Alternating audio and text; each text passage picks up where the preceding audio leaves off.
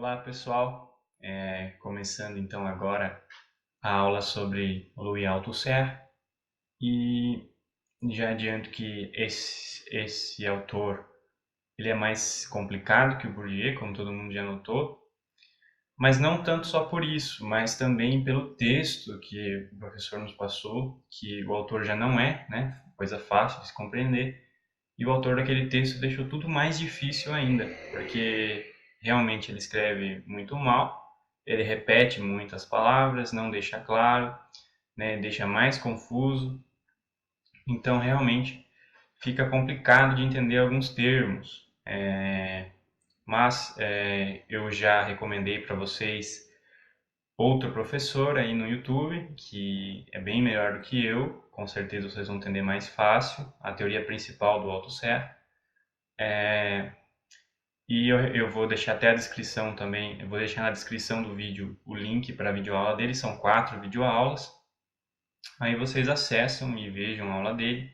Eu vou tentar também explicar aqui do meu modo e, e focar, né, mais na questão também da escola e nas relações dele com o Pierre Bourdieu e também com o filme, né, que nós assistimos e que provavelmente são assuntos que cairão na prova.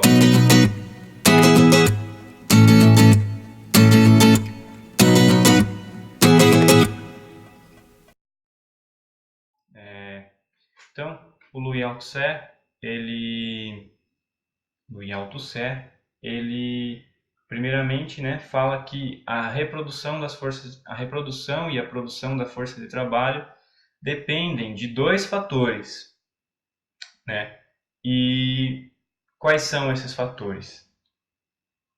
Primeiramente o salário, porque o empregado, né, o trabalhador, ele vai precisar do salário para querer trabalhar, para continuar naquela condição em que ele está. Então, a condição material ali, o salário.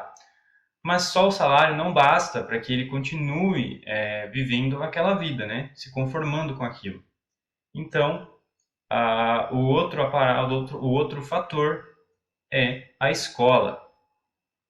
Então, a escola também contribui para a reprodução das forças de trabalho, reprodução e produção, para que o trabalhador continue lá naquela função dele. E a escola, ela fornece dois tipos de formação, dois tipos de saberes necessários para essa reprodução. Primeiramente, o saber técnico, porque ela ensina, né, a fazer certas coisas, ensina basicamente o operário a trabalhar, mas também há o outro conhecimento, né? O conhecimento daquele dos bons costumes, né? Daquilo que é ser um bom cidadão, basicamente, né? Aquilo de obedecer às leis, obedecer às regras. Então, aquele discurso que faz com que ele se conforme com aquela situação. Eu tenho que ser um bom trabalhador, eu tenho que ser um bom profissional, eu tenho que me esforçar. Então, esses dois tipos de saberes, né, o técnico e esse mais moral, mas também, né, do ponto de vista aí marxista e do Althusser, é ideológico, né, esse conhecimento que faz com que ele se conforme.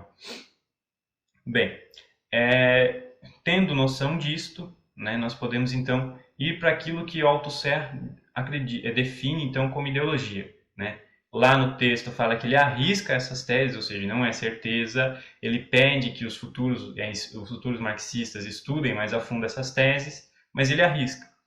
Então, as três teses de ideologia, como é a ideologia para Althusser, a ideologia é uma representação da relação imaginária dos indivíduos com suas condições reais de existência. Então, lá no texto, isso está muito confuso, né? Eu vou tentar traduzir com as próprias palavras. Então, o que significa? Então, o indivíduo, né, naquilo que ele acredita que é a realidade, na verdade não é. É uma representação imaginária. Ele acredita que aquilo é a realidade, né? Então, o mundo é assim mesmo, né? Eu tenho que trabalhar, existem os ricos, existem os pobres, essa é a minha função na sociedade. Então, ele acredita que aquilo é, de fato, a realidade, que tudo tem que funcionar mesmo daquele jeito. Mas, para o Althusser, isso é fruto da ideologia, porque isso é um consentimento, é a ideia que é propagada de cima para baixo que faz com que ele acredite nisso. Então, é uma relação imaginária. Então, não é aquilo de fato. Ele tem uma imaginação que aquilo seja a realidade, mas aquilo não é a realidade. A segunda tese é que a ideologia tem existência material, né? Então, a ideologia materializa-se nas instituições, nas pessoas, nos atos, né? Então, a ideologia ela é propagada. Então, a instituição escola, a instituição religião, ela é, de certo modo, material. E ali é propagada a ideologia pelo sujeito para os sujeitos. Então, ela materializa-se, né? Ela tem essa pegada material. E por fim, né, a ideologia interpela os indivíduos enquanto sujeitos. Então, eu já estava dizendo, interpela, né? Interpela é um termo meio complicado. Eu acho que o que mais se aproxima aqui, porque eu procurei o significado da palavra, se vocês procurarem o significado, ela é sinônimo e é uma coisa de interrogatório ou abordagem.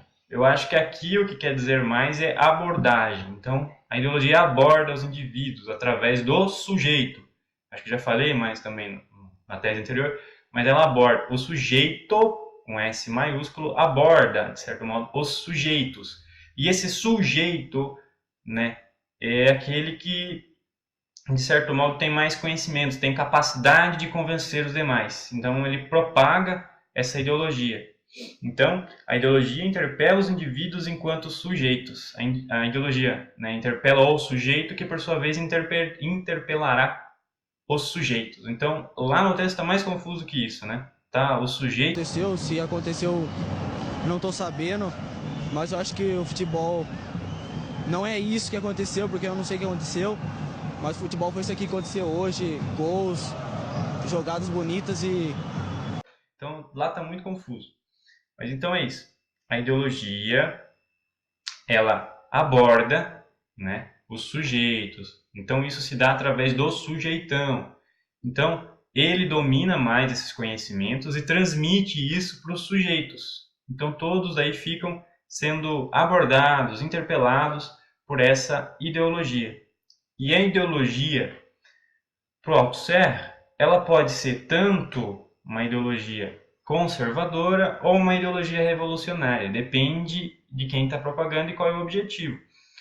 Então, a ideologia não tem aquele caráter negativo que o Marx a impunha, que era simplesmente a alienação, né? As pessoas ficaram alienadas por causa da ideologia. Não. A ideologia também pode servir para que haja uma revolução. Então, se houver pessoas, né, que sejam sujeitos com S, e que, com S maiúsculo, e que propaguem uma ideologia revolucionária, isso pode, então, incumbir numa revolução. Então, aliás, até isso que, de certo modo, o Althusser deseja depois. Mas então a ideologia tem um caráter tanto desse lado negativo e positivo, porque ela deixa os trabalhadores nesse mundo, né, de ilusão, né, mas também ela pode servir para a revolução, para o despertar, desde que quem trabalha a ideologia esteja, né, entre aspas, aí do lado dos trabalhadores. Então, a ideologia tem esse caráter, então, do que? De ilusão, né? Daquela da imaginária. O professor também fala alusão, mas alusão é um termo meio confuso, não sei se aplica de fato, porque eu fui pesquisar alusão, então é uma coisa de faz referência a algo. Fica muito confuso. Mas ilusão faz mais sentido, né? Porque a ideologia faz com que você acredite que aquilo seja algo que não é. Então, você se ilude com aquilo, né? Agora, a alusão faz referência. O professor disse para nós, que era que o trabalhador não é totalmente ingênuo. Então, fico com as palavras dele, né? Que o trabalhador não é totalmente ingênuo, referindo-se à alusão, ele tem um pouco de conhecimento, mas mesmo assim aceita. Então, foi isso que o professor disse, e vamos, né, ficar com essa explicação dele.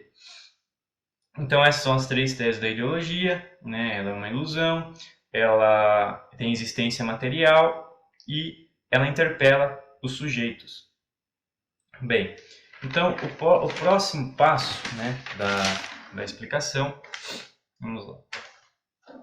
Agora nós vamos para a ideia de Estado, né? Segundo o Althusser.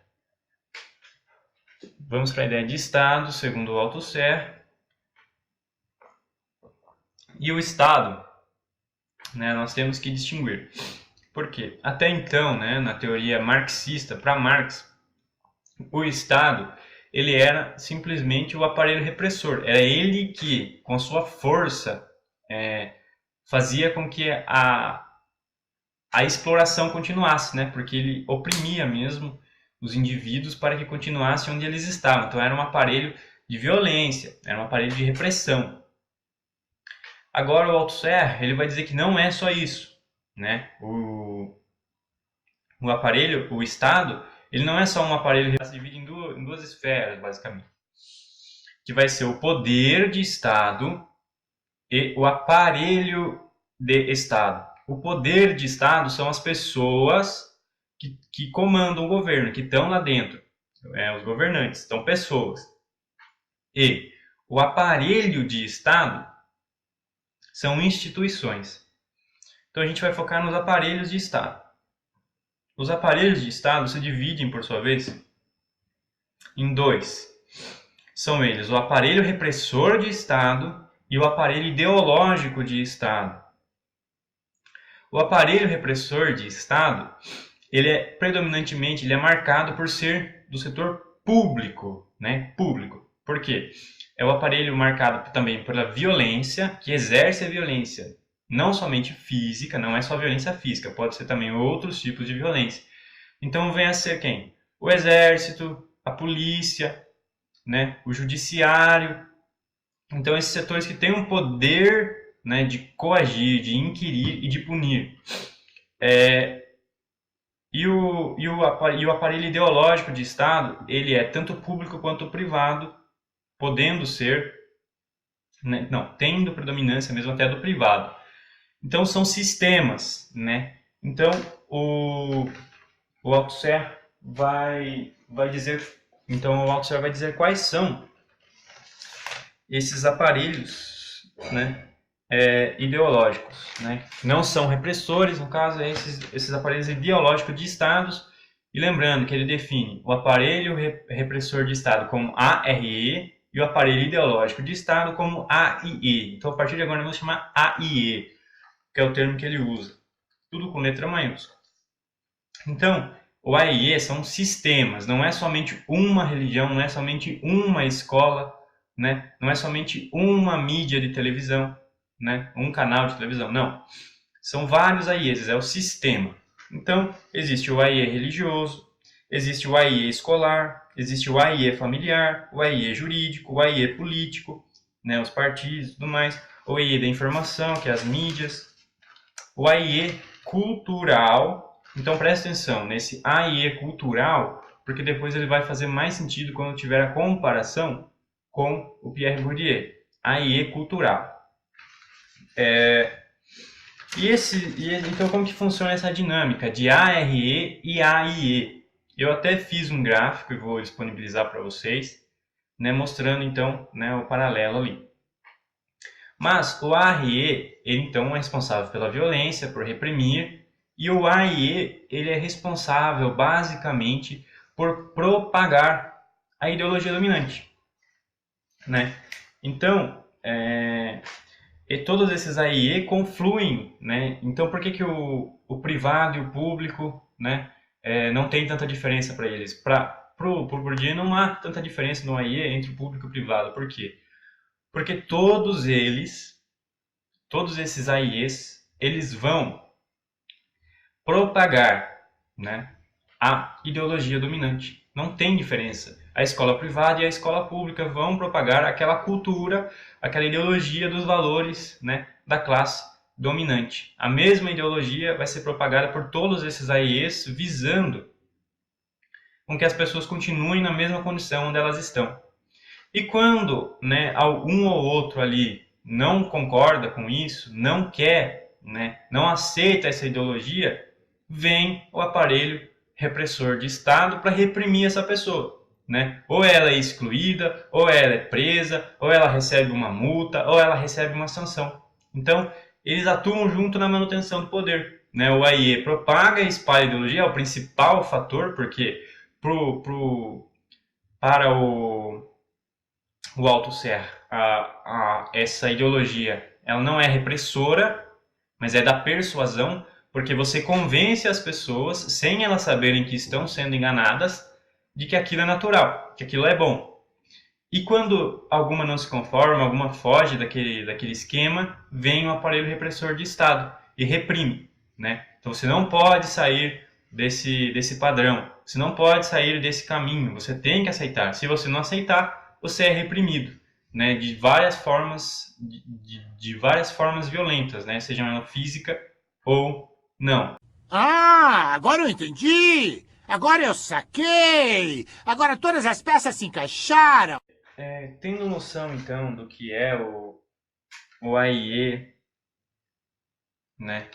Do que é o ARE, do que é o Estado, de como funcionam esses aparatos, nós temos que ter noção que tudo isso, então, tem um produto final. Todo esse aparato, o Estado, o poder do Estado, o aparelho de Estado, o ARE, o AIE, a ideologia, os sujeitos, tudo isso conflui para um mesmo fim, que é o que? A reprodução das forças de trabalho, ou seja, a continuação da exploração de uma classe sobre outra, que, nos termos marxistas, é a burguesia explorando o proletariado.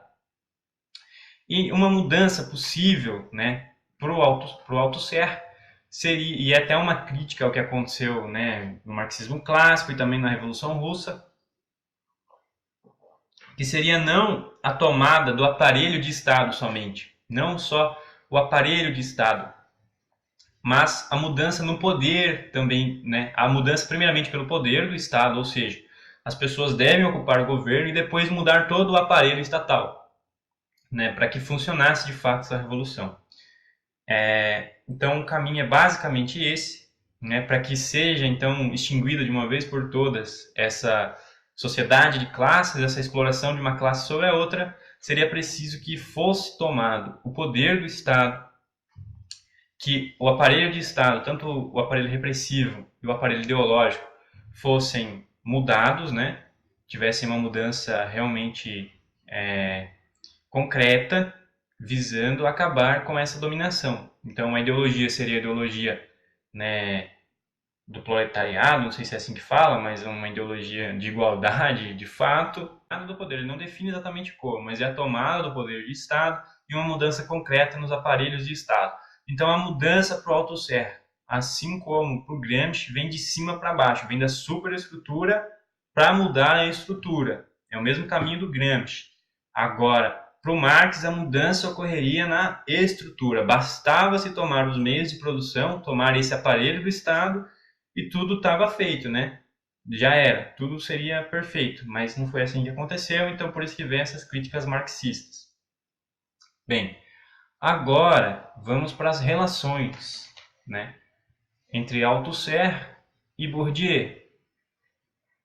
Althusser é marxista, Bourdieu também é marxista, né? Então eles têm uma visão crítica da sociedade capitalista, né? Eles não acham que está tudo perfeito, que precisa ter mudanças bruscas, né? Até revolução mesmo. Só que a abordagem deles é diferente. Vocês lembram, né, da abordagem do Parsons e do Durkheim na educação, e é parecido as semelhanças e diferenças entre eles. Então, o Durkheim, ele falava mais do geral, ele falava da educação como um todo, ao passo que o Parsons falava da escola, da sala de aula. Então o Parsons era mais concentrado e o Durkheim ele era mais geral. Aqui vocês vão notar que o Bourdieu fala muito da escola. Aliás, os textos dele só falam da escola praticamente, ao passo que a teoria do Althusser fala de todo um aparato do Estado, né? E qual que é a semelhança, né, basicamente, entre eles? É que ambos enxergam, então, que a escola ela é uma, uma propagadora, de certo modo, né, dessa ideologia. Por quê? Para o Bourdieu, a escola dissimula a desigualdade, né? Ela fala que o que está acontecendo ali é um processo natural e convence todo mundo disso.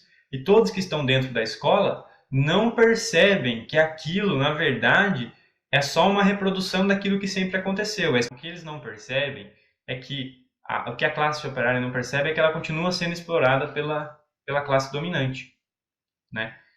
Então há uma dissimulação ali no meio da escola.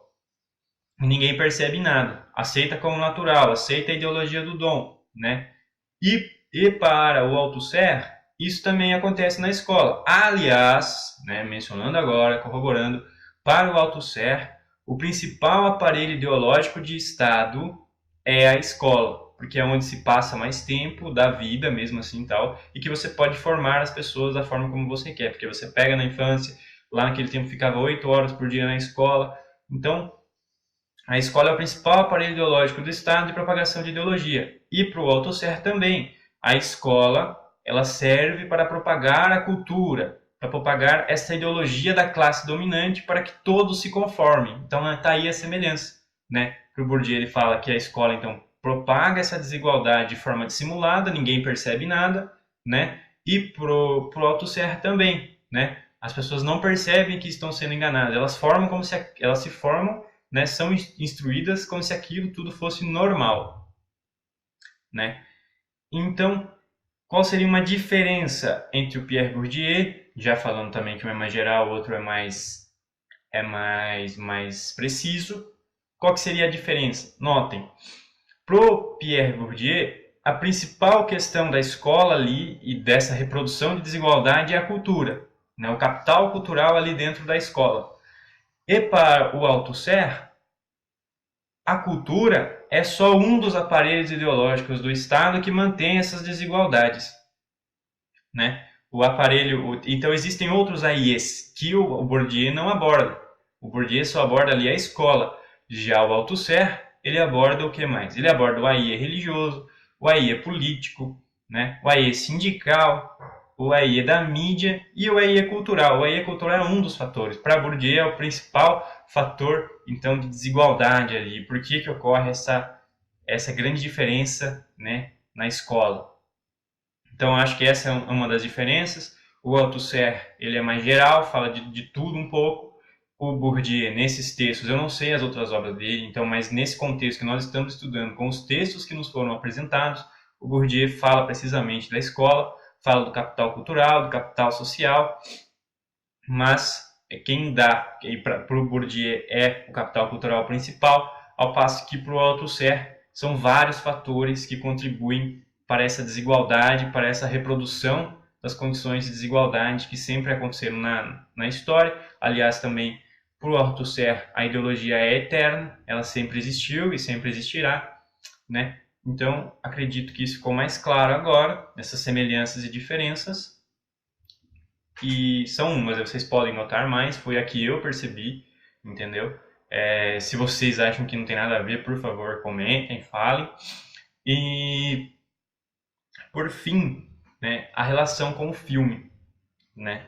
Eu acredito, então, agora pensando, porque eu já falei da relação do Bourdieu com o filme, e agora pensando no Althusser, o filme, ele nos apresenta, então, um professor lá de letras ensinando francês, e os alunos, né, tentando assimilar aquilo.